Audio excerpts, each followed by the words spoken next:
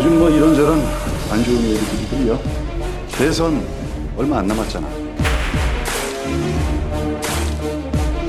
반기문 전 총장께서는 서울 지나서 출마 포기하실 가능성도 많다고 봅니다. 그렇게 희망을 하는 건지 모르지만요.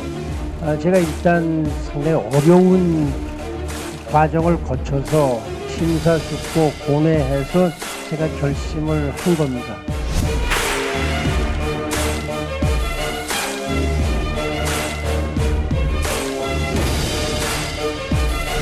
정진석 의원을 중심으로 한 중천건 의원 몇 분, 중립 의원이라고 또 몇 분 계십니다.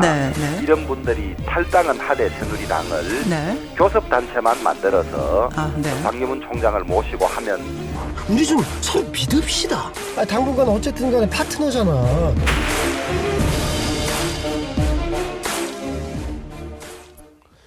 네, 반기문 전 유엔 사무총장이 빅텐트 행복에 좀 빨라지고 있는데 국민의당 박지원 대표를 비롯해서 김무성 바른정당 의원 등 정치권 핵심 인사들과 적극적인 지금 접촉에 나섰습니다.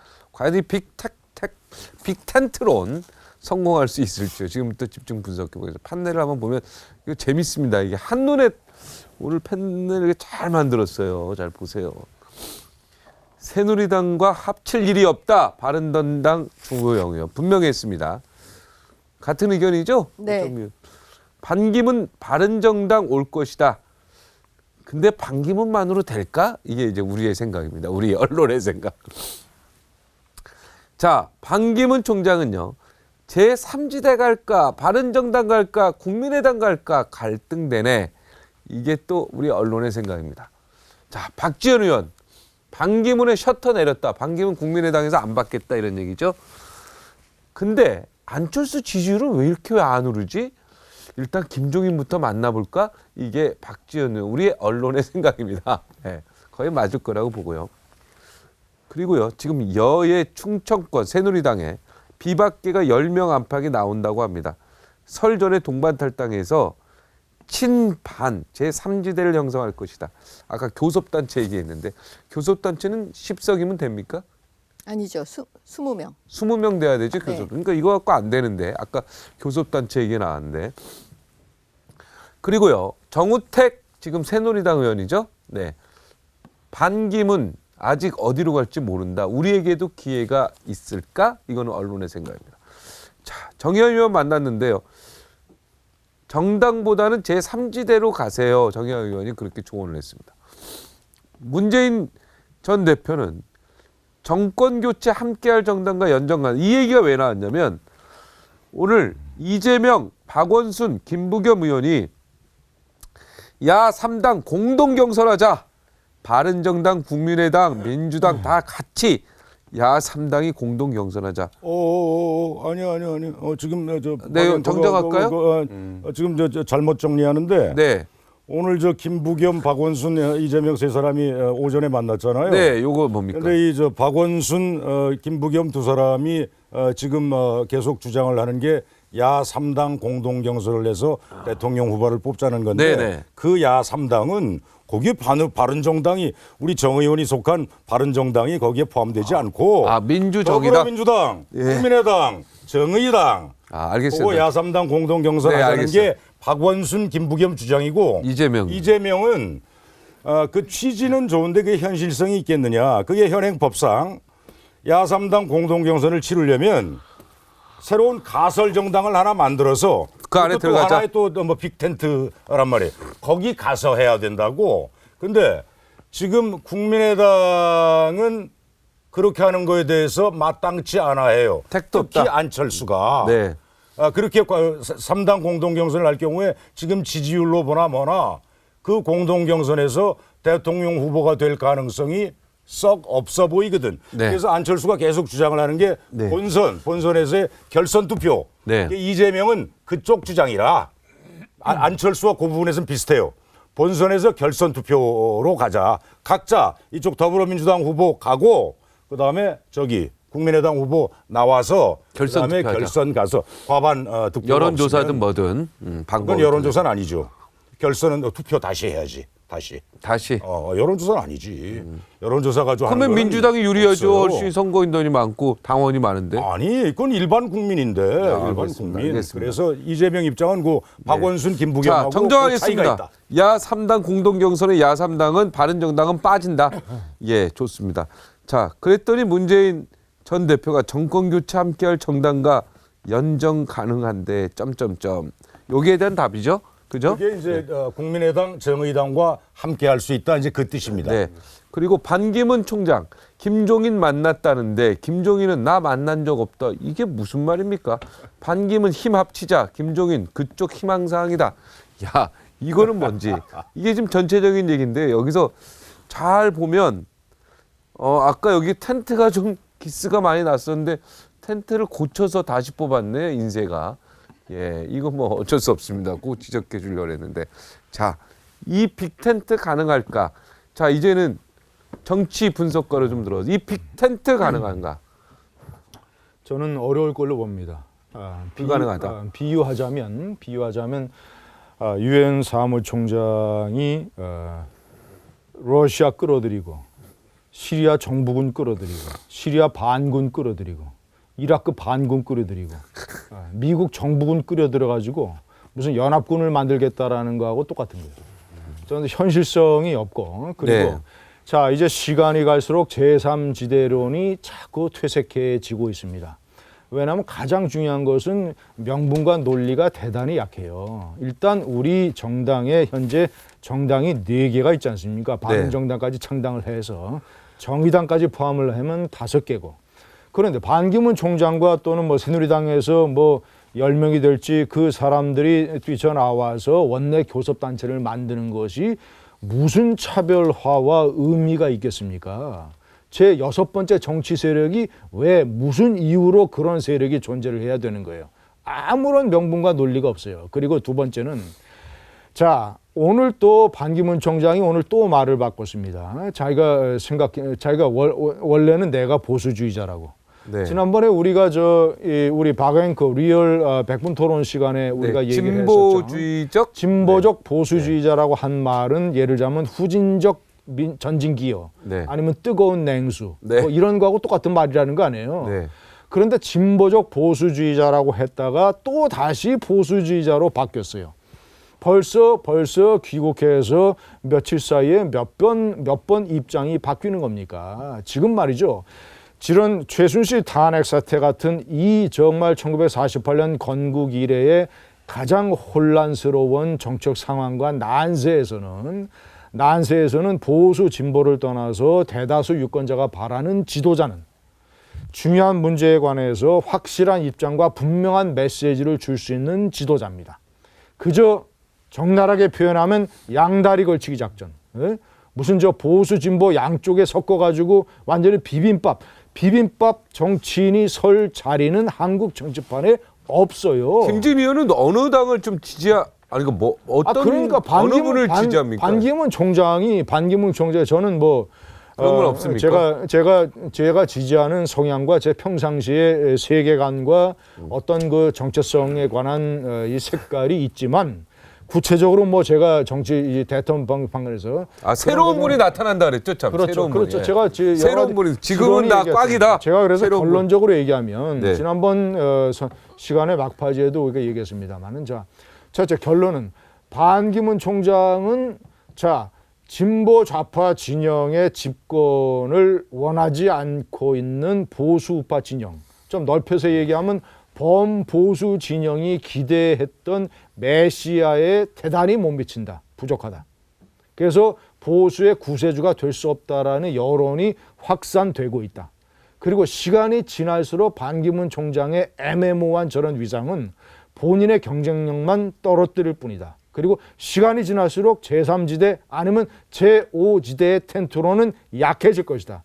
지금 반기문 총장이 이제라도 늦지 않게 본인이 만약에 범보수의 대표 주자가 되려고 한다면 본인에게 가장 가까운 본인이 지금까지 말한 것 중에서 가장 가까운 바른정당에 빨리 들어가야 돼요. 아니면 나는 정당 후보가 되지 않고 무소속으로 이번 대통령 선거를 치르겠다고 선언을 하든가. 지금은 그저 눈치 보기 양다리 걸치기 말이죠. 지금 저 국민의당과 바른정당이라든가 이런 내세우는 정강정책이라든가 또는 여러 가지 말이라든가 또는 저 지역적 배경이라는 이런 걸로 봤을 때 이 사람들이 다 연합체를 해서 좀 뭐 대통합을 이루어서 거기서 반기문 총장을 일종의 꽃가마 태우는 식으로 대표 주자로 영입할 수 있는 환경이 되겠습니까? 저는 제가 시청자 여러분께 여러 차례 말씀드린 제 지론은 첫째, 한국 정치에서 화합과 대통합이라는 단어만큼 공허한 게 없다. 비현실적이고 아무런 생산을 해낼 수 없는 것이 없다. 그리고 남북 통일되기 전에는요, 남남 통일 안 됩니다. 이번 대통령 선거에서는 진보 좌파 진영이냐 보수파 진영이냐를 유권자들도 선택을 해야 되고 그 선택에 맞춰서 나는 어느 진영의 후보다라고 나서서 분명한 메시지를 주는 후보가 유권자들의 마음을 얻는 것이지. 네. 반기문 스타일로는 네, 알겠어요. 사회자 어떻게 좀 정리 좀 하시오. 네. 자, 이제 문학진 의원. 네. 김진우 의원 강의 들으러 여기 온 거 아니잖아요. 근데 좋은 말 하시는 것 같아요. 뭐 좋은 말이라도. 네. 이제 문학진 의원 강의 듣겠습니다. 지난주에 하나 강의할 생각은 없어요. 네. 지난주에 우리 김진우 의원이 반기문 씨가 아마도 조만간 낙마할 것이다. 오늘도 이제 그 낙마까지 표현은 안 썼는데 도대체 정체성이 뭐냐? 그런 얘기 한 적 없어요. 그런 얘기 한 적 없어요. 매우 불만스럽다. 그리고 또 이상하게 새로운 이렇게 얘기를 하면 왜 그런 얘기 한 적 없다. 박종진 애가 여기 앉아 있는데 새로운 인물이 나타날 것이다 그랬잖아요. 새로운 사람은 나타날 것이다는 했죠. 반기문 총장이 낙마 얘기는 안 한 것 같아요. 그렇게 얘기를 했어. 그렇게 얘기를 안 했다니까 자꾸 그러네. 네. 아니 그러니까 매우 불만스럽다. 참 정말. 불만스럽다는 얘기했어. 그래서 새로운 인물이 나타날 것이다 그렇게 얘기했지 낙마 얘기는 안 했고 낙마 얘기는 안 했고. 새로운 인물이 나타날 것이다는 그 얘기를 했어요. 하고 같은 말이지. 자, 그게 같은 말이야? 그 비슷한 말이야. 다른 말이죠. 낙마. 그분 낙마하는 거랑 새로운 사람 나타나는 거랑. 문학진 라이브 쇼입니까? 이게 얘기를 하자면 마음대로 해줘 그런 식으로 의혹을 얘기. 우리 야권으로서는요, 이 대통령 선거 구도가 딱 우리 짝하고 아까 왜 무슨 야삼당 공동 경선 뭐 하자는 이제 그런 주장하는 사람들도 있고 어찌 됐든 우리 쪽의 단일 후보와 그게 이제 현실적으로 어떻게 될지 모르겠어요. 하여튼 저쪽의 우리하고 좀 성향이 다른 이게 뭐 진보 보수 이렇게 얘기한다는 진보 보수란 표현이 사실은 한국적 현실에서 그 용어가 정확치 않다고 보기 때문에 근데 흔히들 그렇게 쓰기 때문에 일단 씁시다. 진보 대 보수로 1대1 구도로 이게 딱 짜이면 이번 대선이 굉장히 우리 야권 입장에서는 뭐 진보라고 합시다. 이 짝에서는 이거 만만치 않을 것이다 이렇게 보는 거예요. 당연하죠. 그렇죠. 그런데 그쪽 특히 이게 뭐 남의 걱정할 뭐 처지는 아니겠지만 보수를 자칭하는 세력의 구심점이 지금 과연 누구냐? 애시당초는 지금 특히 이제 우리 정미경 의원이 속해 있는 바른정당에서는 계속 들어와라 이제 반기문 씨 이제 이렇게 러브콜을 보내잖아요. 그런데 그 바른정당 등 하여튼 이 보수 진영에서 그 어떤 구심점으로 반기문을 생각을 했는데 난 그 점에서는 우리 김진우 의원하고 생각이 크게 다르지 않다고. 이 사람이 확실한 자기 정체성과 자기 비전을 보였어야 한단 말이에요. 지금 귀국한 지 지금 한 열흘 됐나요? 열흘 넘었죠. 전혀 보이질 못해요. 그냥 두루뭉술이.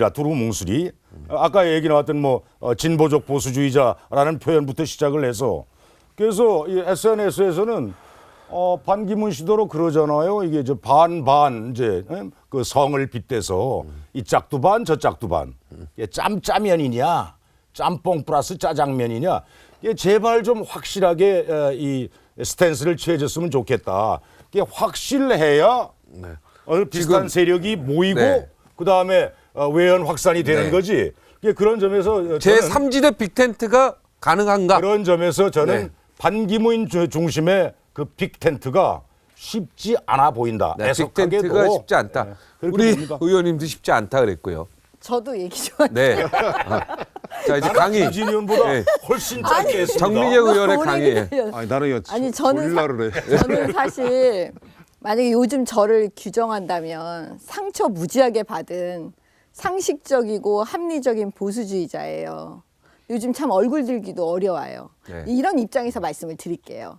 사실 우리가 말했던 제3지대라는 게 무슨 공간적 개념은 아니잖아요. 네. 친박과 친문. 그 양극단적인 거 이제 피하자. 응? 그런 의미에서 사실 제3지대를 저는 얘기했어요. 그러면 생각을 해보세요. 반기문 사무총장이 지금 이제는 시행착오 다 이제 했다고 보고 지금 빨리 바른정당으로 들어오셔야 돼요. 왜? 지금 보수를 대표하는 분이 없으니까 우리가 바른정당에서 자꾸 들어오라고 하시는 이유는 뭐냐면 일단 작은 집이라도 자기 집에 들어가야 돼요. 그 다음에 안철수 국민의당과 손을 잡고 그 다음에 또 같은 생각을 하는, 여기서 같은 생각이라는 건 뭐냐면 빅텐트론의 사실 가장 큰 정점은 뭐가 빅텐트를 만들어 주냐면요. 개헌인데 분권형 개헌이에요. 이제 더 이상 제왕적 대통령제는 이제 그만하자. 반쪽이라도 의원 내각제 대통령제 섞어서 한번 해보자. 이런 마음이 있는 거예요. 왜냐하면 저도 짧지만 정치 생활을 해보니까 하늘에서 갑자기 링컨 대통령이 나타나지 않는 한 지금 현실에 다 인물들이 있잖아요. 대통령제 성공한다고 보십니까? 저는 그렇다고 생각 안 해요. 늘 뽑아놓고 아유 잘못 뽑았네. 이게 늘 지금 도돌이표잖아요. 우리는 늘 흘러간 옛 노래를 불렀단 말이에요.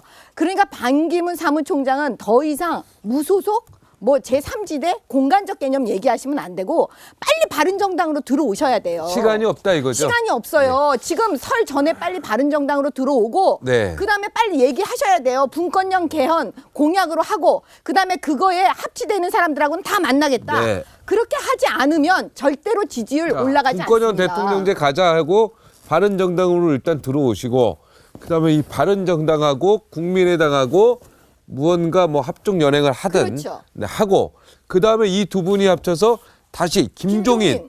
네, 요걸 얘기하려고 그래. 김종인.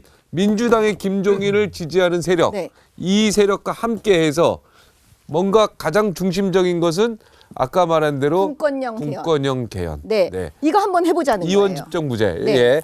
그렇게 가자. 요런 그래서 가능성이 있다. 근데 시간이 지금 없으니까 빨리 좀 반기문 총장이 해라. 다른 정당으로 들어오시면 빨리 먼저 첫 번째. 첫 번째 그것만 하시면 네. 나머지는 그냥 알아서 움직여요. 네, 그러네요. 그러니까 박지원 대표도 일단 김종인부터 만나보고 이런 얘기를 우리 언론이 상상할 수 있는 거 아니겠습니까? 그렇죠. 안철수 지지율도 왜 이렇게 안 오를까? 이러면은 빨리 움직여야 되겠네. 지금은 네. 모든 건 반기문 총장이 핵심 키를 갖고 있으니까. 그러니까 방송을 통해서 말씀드리는데 빨리 바른정당으로 오세요. 오셔서 분권형 대통령제를 주장하시고 빨리 국민의당과 손잡고 그렇죠. 그리고 김종인과 지금 만났다는데 김종인은 또 만난 적 없다니까 이거. 아니, 또 만나면 되니까요, 그거는. 네. 만나서 김종인 대표의 그 민주당, 민주당에서 김종인 대표와 함께 하자. 김종인 지금 의원이잖아요. 네. 제가 듣기에는 뭐 그분이 직접 대통령 출마를 하겠다라고 자기 측근한테 좀 준비를 해봐라. 네. 실무적 준비를 해보고 전략적 판단을 좀 해봐라. 근자에 이제 그런 지시를 이제 했다는 얘기를 들었는데 모르겠어요. 그건 뭐 본인이 이제 결정하는 문제인데 네. 잠깐만요. 네. 지금 저 김종인 의원 등 뭐 여러 명을 뭐 저기 어디 민주당에서 들고 나온다고요? 탈당 판단한다고 딱 얘기했는데요. 그거는 김종인. 현실적으로 아마도 지금 더불어민주당 어찌됐든 지금 정당 지지율이 근한 40% 뭐 그렇게 나오죠. 그리고 문재인 뭐 대세론 비슷하게 형성이 돼 있는데 그 대세론이라는 거는 그게 뭐 그대로 된다는 뜻은 아니라고 전 봅니다. 변화가 있을 수 네. 있어요.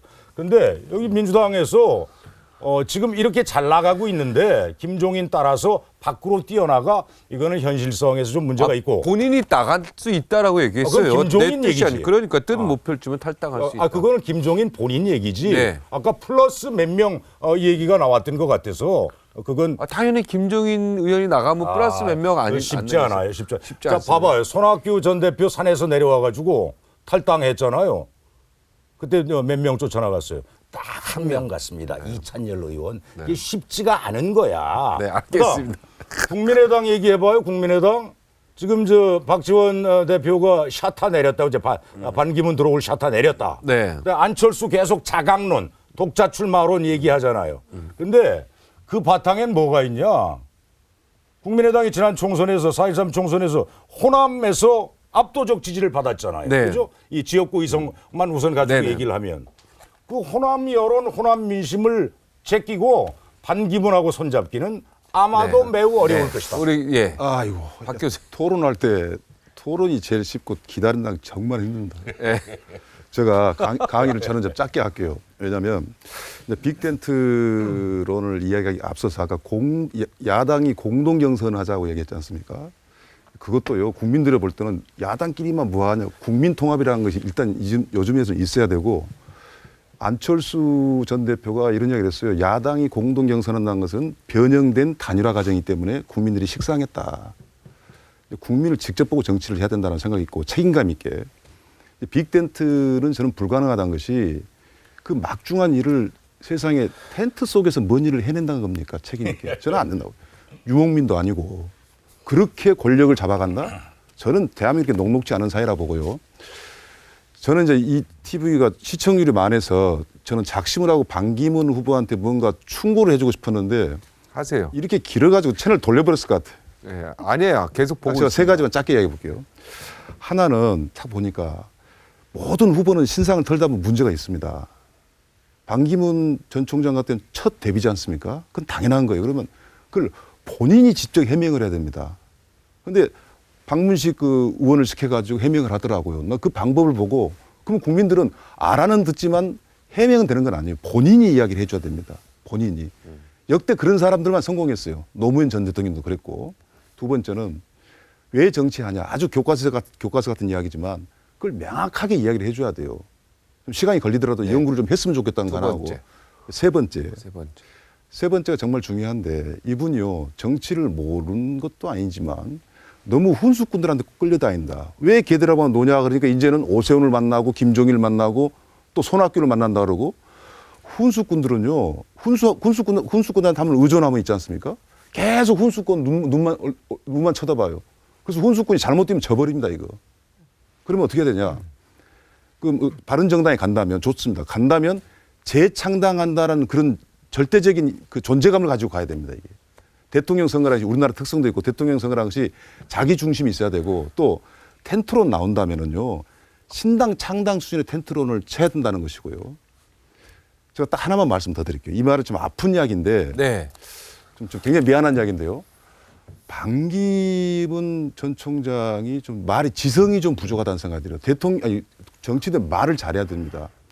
나는 이분이 책을 읽지 않지 않았을까.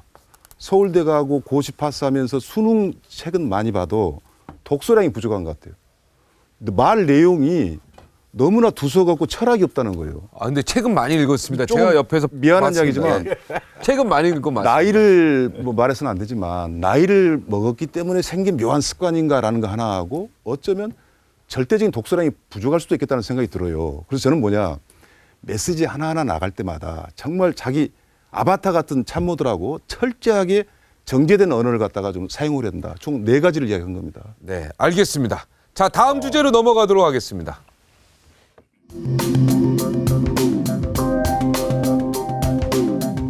대선 출마 여부에 대한 분명한 입장을 좀 밝혀주시면 감사하겠습니다. 지지율에 관한 보도는 저와는 직접 관계가 없는 것입니다.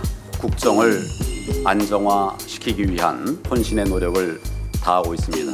지금은 오직 그 생각뿐입니다. 그분이 나는 대권 도전해야 되겠다, 새누리당을 지키겠다. 그러면 얼마든지 그거는 자유로운 그 선택이라고 봅니다. 우리가 막을 수 있는 일은 아니라고 생각합니다.